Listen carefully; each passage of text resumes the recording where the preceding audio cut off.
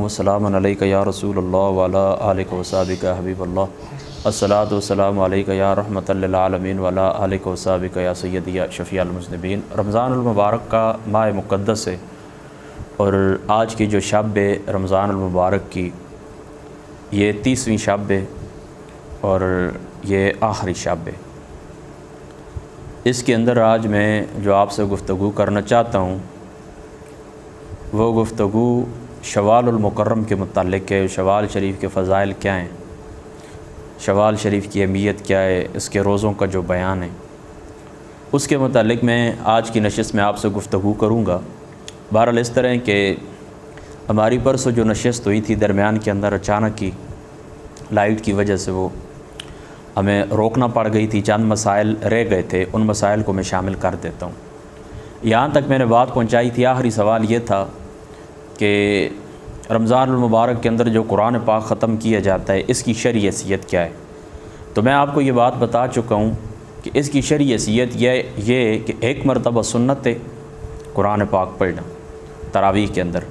اور 2 مرتبہ فضیلت ہے، اور 3 مرتبہ پڑھنا افضل ہے۔ اب بعض لوگ کہتے ہیں کہ لوگوں کے اندر سستی آ گئی ہے تو کیا کرنا چاہیے؟ تو لوگوں کی سستی کی وجہ سے ایک دفعہ قرآن پاک ہر صورت پڑھا جائے گا۔ لوگوں کی سستی کی وجہ سے جو سنت ہے اس کو نہیں چھوڑا جائے گا۔ دیکھیں قرآن پاک کی 6666 آیات بینات ہیں۔ اب آپ اس کو تقریباً 600 رکعت بنتی ہیں، تقریباً کیا 600 ہی بنتی ہے، اگر 29 تراویح ہوں تو پھر 20 کم ہو جاتی ہیں، 580 ہو جاتی ہیں، ورنہ 30 روزے ہوں جس طرح آج الحمدللہ تعالی ہم نے 30ویں تراویح پڑھی ہے تو اس کے اندر پھر 600 رکعتیں بنتی ہیں۔ تو آپ خود اندازہ کریں 600 رکعتوں کو آپ تقسیم کریں نا 6000 کے اوپر، ان 600 کو تقسیم کریں 6666 کے اوپر، تو 10 سے کچھ اوپر آیتیں آتی ہیں ایک رکعت کے اندر۔ تو کیا مشکل ہے مجھے بتائیں اس کے اندر؟ یعنی آپ اتنی بھی آپ کو توفیق نہیں ہے کہ آپ ایک رکعت کے اندر 10 11 12 13 آیات بینات قرآن پاک کی سن سکیں۔ دن کے وقت ہم کتنا کاروبار کرتے ہیں، کتنی تکلیفیں اٹھاتے ہیں، کتنی پریشانیاں اٹھاتے ہیں، لیکن اس کے باوجود بھی ہمیں کوئی تھکاوٹ نہیں ہوتی، کوئی پریشانی نہیں ہوتی۔ اور رمضان المبارک کا مہینہ ہوتا ہے، مہمان مہینہ ہوتا ہے، تو پھر اس کے اندر ایک رکعت کے اندر اتنی دیر بھی مطلب انسان سے کھڑا انسان نہ ہو سکے تو پھر وہ کس چیز کی مسلمانی ہے، اور کس طرح وہ اللہ تعالیٰ کی ذات اقدس کے ساتھ، اس کے رسول پاک صلی اللہ تعالیٰ علیہ وآلہ وسلم کی ذات اقدس کے ساتھ وہ بندہ پیار کا دعویٰ کرے، محبت کا دعویٰ کرے، ان کی اطاعت کا دعویٰ کرے، ان کی محبت کا دم بھرے، کس طرح پھر ہو سکتا ہے؟ ٹھیک ہے، تو ایک قرآن پاک ہر صورت کے اندر پڑھیں۔ ہاں جس طرح دیکھیں نا بعض الفاظ ہوتے ہیں وہ جلدی کرتے ہیں، 5 پارے پڑھتے ہیں 20 رکعتوں کے اندر، یا اس طرح کرتے ہیں کہ پہلے شروع کے اندر 2 رکعتوں کے اندر 5 پارے پڑھ لیتے ہیں، 3 پڑھ لیتے ہیں، پھر بعد میں وہ چھوٹی تراویح پڑھتے ہیں۔ تو اس طرح بعض لوگوں کو تکلیف ہوتی ہے کہ کچھ لوگ ہوتے ہیں کہ جو ان کی اتنی طاقت نہیں ہوتی۔ دیکھیں حضور نبی کریم صلی اللہ تعالیٰ علیہ وآلہ وسلم آپ کا فرمان بخاری شریف جامع ترمذی تقریباً کتاب الصلاۃ کا جہاں پر باب آئے گا وہاں پر آپ کو یہ روایت ملے گی کہ امام کو چاہیے کہ وہ اپنے مقتدیوں کا خیال رکھے، یعنی ان کے اندر ضعیف بھی ہوتے ہیں، کبیر السن لوگ بھی ہوتے ہیں، تو ان کی مجبوری محتاجی کا خیال رکھنا چاہیے۔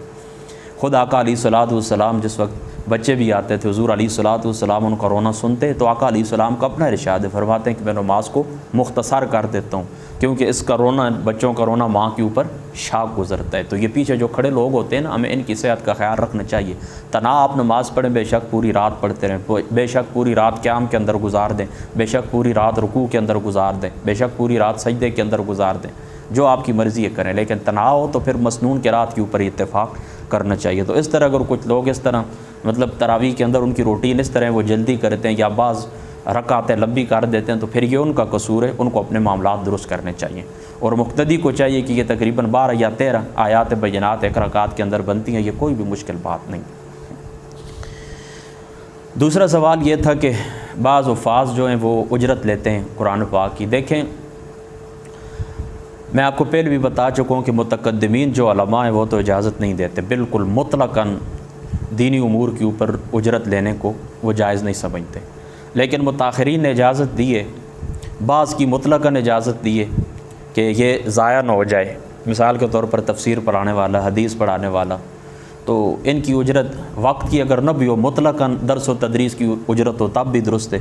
اور باقی جو حفاظ ہوتے ہیں تراویح سناتے ہیں وغیرہ وغیرہ، تو یا کوئی مسجد کا امام ہے یا اسی طریقے سے بچوں کو پڑھانے والا ہے، تو ایک ہیلے کے ساتھ وہ ہیلہ کیا ہے کہ یہ وقت کا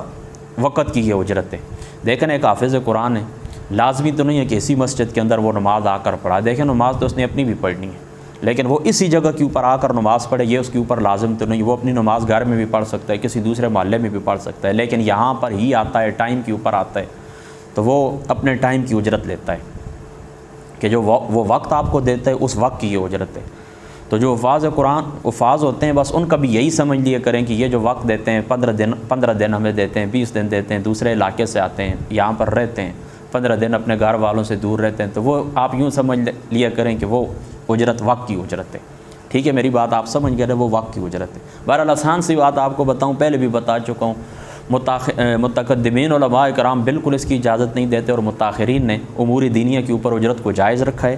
اور اس کی وجہ علت یہی بیان کی ہے کہ یہ دین اللہ تعالیٰ کا جو دین ہے یہ ضائع نہ ہو جائے۔ اگر ان لوگوں کو ہم تنہائیں نہ دیں، ان کو اجرت نہ دیں، تو یہ اپنا معاش کریں گے، جا کر کسب کریں گے، جہاں پر کوئی روزگار کا ذریعہ تلاش کریں گے، تو پھر پڑھانے والا کون ہوگا؟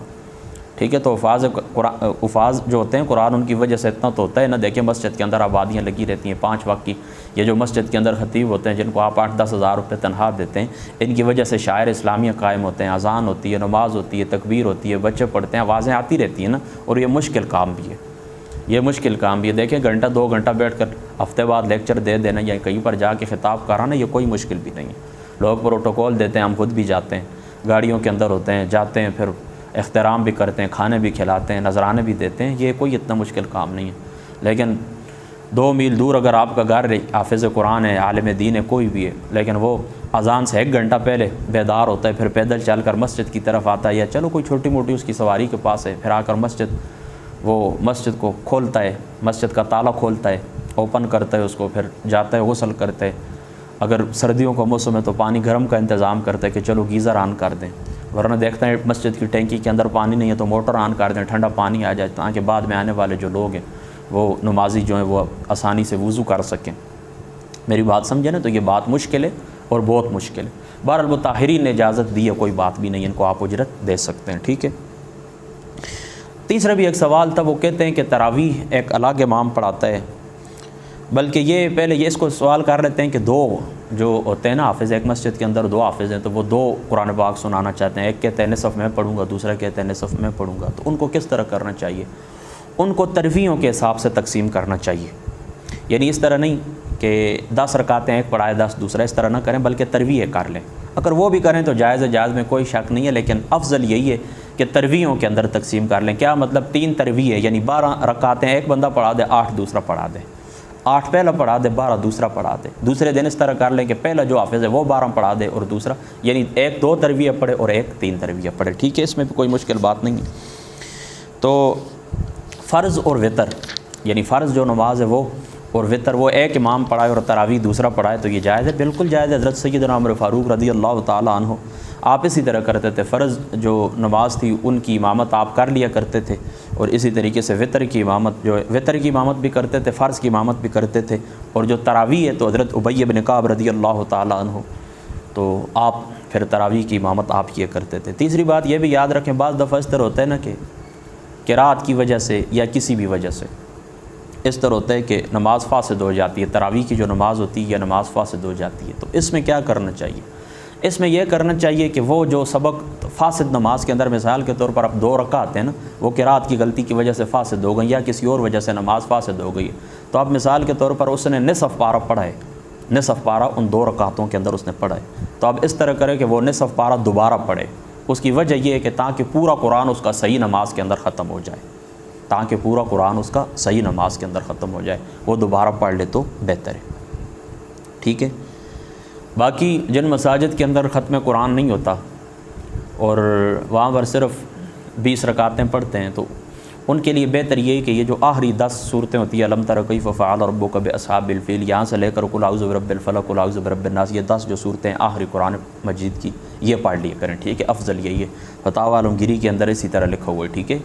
فقہا کا باقی بھی، کیونکہ اس کے اندر اس طرح ہوتا ہے نا کہ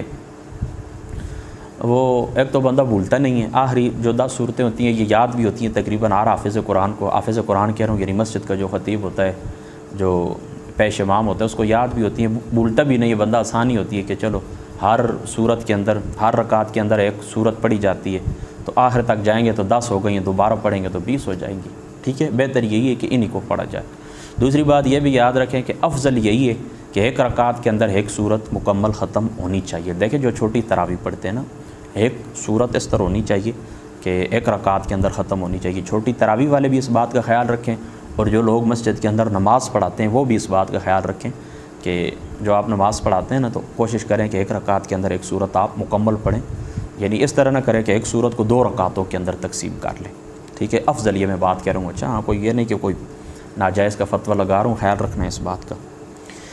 اسی طریقے سے امام صاحب جو ہوتے ہیں اگر بلا عذر بیٹھ کر نماز پڑھیں، بلا عذر اگر بیٹھ کر نماز پڑھیں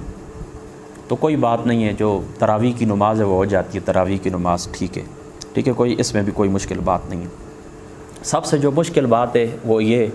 کہ بعض دفعہ اس طرح ہوتا ہے کہ جو قاری ہوتا ہے قرآن پاک کا تو وہ اس طرح کرتا ہے کہ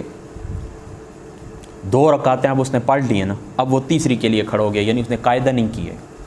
اب اس نے قاعدہ نہیں کیا، التحیات للہ والصلوات والطیبات یہ اس نے نہیں پڑھا اور تیسری رکعت کے لیے کھڑا ہو گیا۔ اب وہ کیا کرے؟ اب وہ یہ کرے کہ تیسری رکعت کے لیے کھڑا ہو گیا، سجدہ کرنے سے پہلے اس کو یاد آ گیا ہے تو واپس لوٹ آئے اور سجدہ صاحب کر کے سلام پھیر دے۔ سمجھ گئے نا؟ اگر تیسری رکعت کو اس نے سجدے سے مقید نہیں کیا ہے تو واپس چلا جائے، اگر تیسری رکعت کو اس نے سجدے کے ساتھ مقید کر دیا ہے تو پھر اس تیسری کے ساتھ ایک چوتھی رکعت بھی ملا لے، پھر اس تیسری کے ساتھ کیا کرے؟ ایک چوتھی رکعت بھی ملا لے، اور استحساناً یہ جو 4 رکعتیں ہیں یہ 2 رکعتوں کے قائم مقام ہو جائیں گے۔ استحساناً یعنی قیاس تو یہ نہیں چاہتا ہے، استحساناً اس طرح کی یہ نماز فاسد نہیں ہوتی، بلکہ یہ جو 4 رکعتیں یہ 2 رکعتوں کے قائم مقام ہو جائیں گے، ٹھیک ہے۔ اللہ اکبر۔ باقی یہ بات بھی یاد رکھیں کہ اگر اس نے قاعدہ کیا ہے، پھر تیسری رکعت کے لیے کھڑا ہو گئے تو اب یہ یاد رکھیں کہ اب یہ جو رکعتیں نا یہ 4 ہی شمار ہوں گی، یعنی یہ پہلے تو میں نے آپ کو جو بتایا نا وہ تو بغیر قاعدے کے کھڑا ہو گیا تھا نا، دوسری رکعت پڑھ کے سجدہ کر کے ڈائریکٹ اوپر چلے گئے قیام کے لیے، لیکن کبھی اس طرح ہوتا ہے نا کہ 2 رکعت قاعدہ پڑھ کے اشہد ان محمد عبدہ ورسولہ کے اوپر پہنچ کے اوپر جاتا ہے، یعنی کھڑا ہو جاتا ہے، سلام پھیرنے کی بجائے اوپر چلا جاتا ہے۔ تو اب کیا کرے کہ اب یہ جو 4 رکعتیں ہوں گی نا، یعنی تیسرے کے ساتھ پھر چوتھی بھی مقید کرے گا نا، تو اب اس طرح کرے کہ پھر یہ 4 رکعتیں ہی شمار ہوں گی، ٹھیک ہے۔ تو میں